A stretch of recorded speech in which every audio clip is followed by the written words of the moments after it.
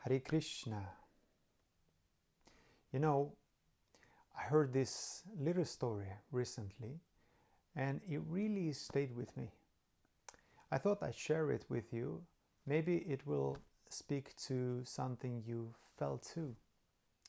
So there is this young fish and he swims up to an older, wiser fish and says, "Hey, I'm trying to find this thing they call the ocean."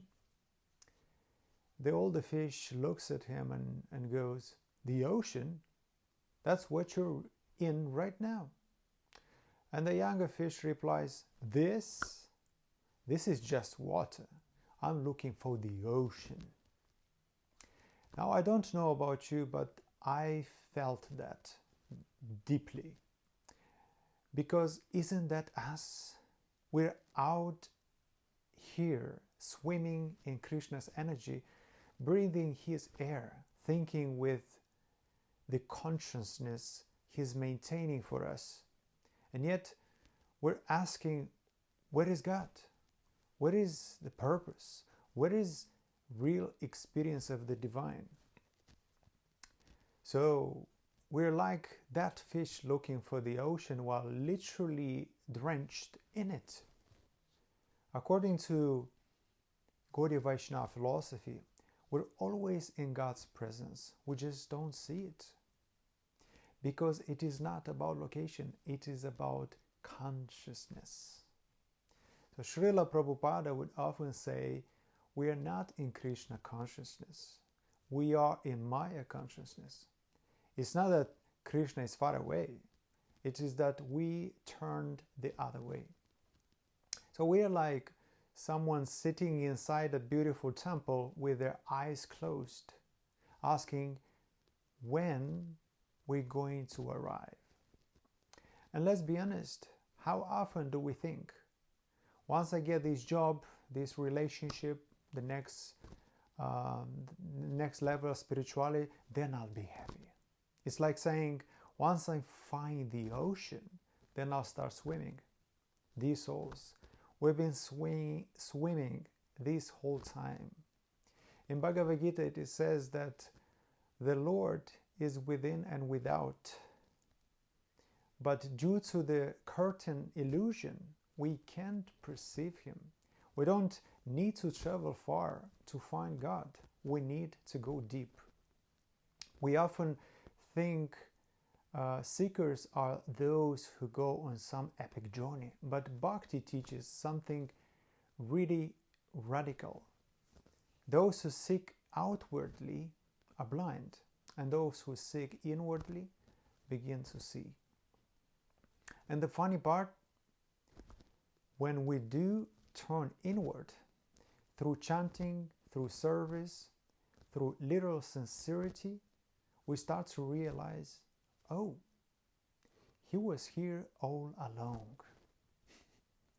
It's humbling. It's also embarrassing too, to be like misplacing your glasses only to find them on your head. But that's the grace of the process. Bhakti doesn't shame us for being forgetful. It just gently reminds us to look again and to look deeper. Here's something Shivaram Swami writes in one of his books.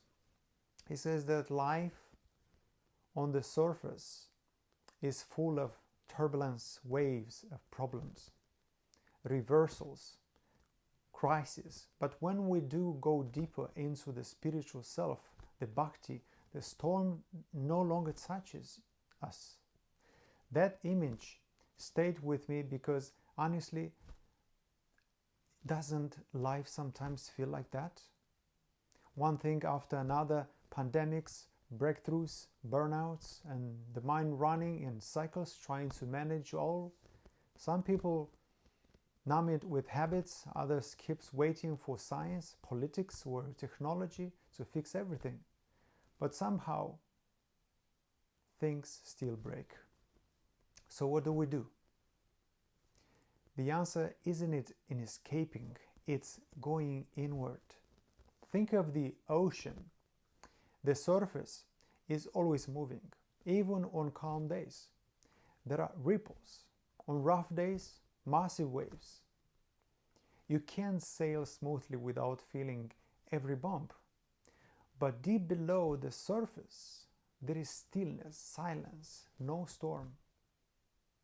So life is the same. If we live only on the surface, trapped in external, driven by ego, constantly reacting, then surfing becomes the norm. But Bhakti invites us to dive deep into the heart, where Krishna resides, to live from the soul, where peace is not an absence of problems, but the presence of connection. When we practice this path, hearing from Shastras, remembering the Lord, chanting His name, we begin to dwell not in fear, but in faith, not in anxiety, but in alignment. And instead of just surviving the waves, we start collecting pearls. So yes, the storm may keep coming, but when you live deep, you're no longer just at their mercy. You become anchored in something eternal. So yeah, I'm not here to preach. I'm just sharing what I'm learning again and again, because I forget that happiness isn't some checkpoints.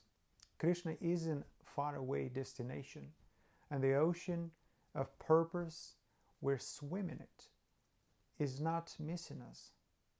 We're just sometimes too distracted to feel it.